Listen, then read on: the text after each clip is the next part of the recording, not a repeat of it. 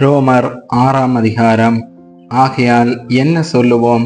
கிருபை பெருகும்படிக்கு பாவத்திலே நிலை நிற்கலாம் என்று சொல்லுவோமா? கூடாதே. பாவத்துக்கு மரித்த நாம் இனி அதிலே எப்படி பிழைப்போம்?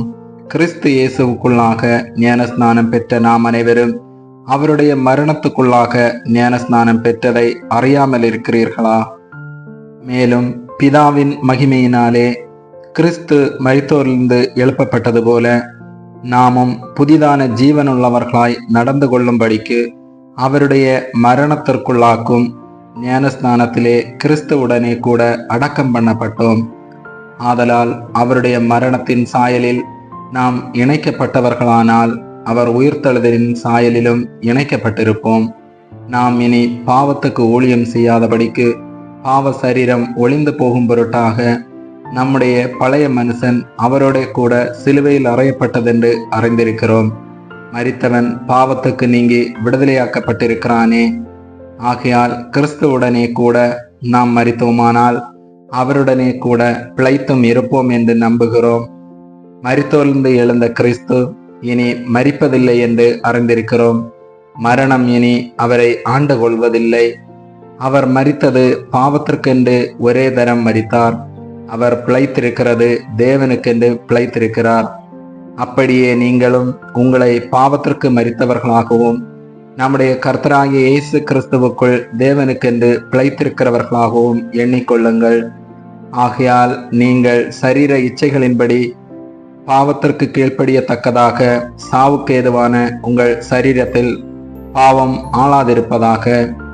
நீங்கள் உங்கள் அவயங்களை அநீதியின் ஆயுதங்களாக பாவத்திற்கு ஒப்புக்கொடாமல் உங்களை மரித்தோர்ந்து பிழைத்திருக்கிறவர்களாக தேவனுக்கு ஒப்பு கொடுத்து உங்கள் அவயங்களை நீதிக்குரிய ஆயுதங்களாக தேவனுக்கு ஒப்பு கொடுங்கள். நீங்கள் நியாயப்பிரமாணத்திற்கு கீழ்ப்பட்டிராமல் கிருபைக்கு கீழ்ப்பட்டிருக்கிறபடியால் பாவம் உங்களை மேற்கொள்ள மாட்டாது. இதனால் என்ன? நாம் நியாயப்பிரமாணத்திற்கு கீழ்ப்பட்டிராமல் கிருபைக்கு கீழ்ப்பட்டிருக்கிறபடியால் பாவம் செய்யலாமா? கூடாதே. மரணத்துக்கு ஏதுவான பாவத்துக்கானாலும் நீதிக்கு ஏதுவான கீழ்ப்படிதலுக்கானாலும் எதற்கு கீழ்ப்படியும்படி உங்களை அடிமைகளாக ஒப்பு கொடுக்கிறீர்களோ அதற்கு கீழ்ப்படுகிற அடிமைகளாயிருக்கிறீர்கள் என்று அறியீர்களா?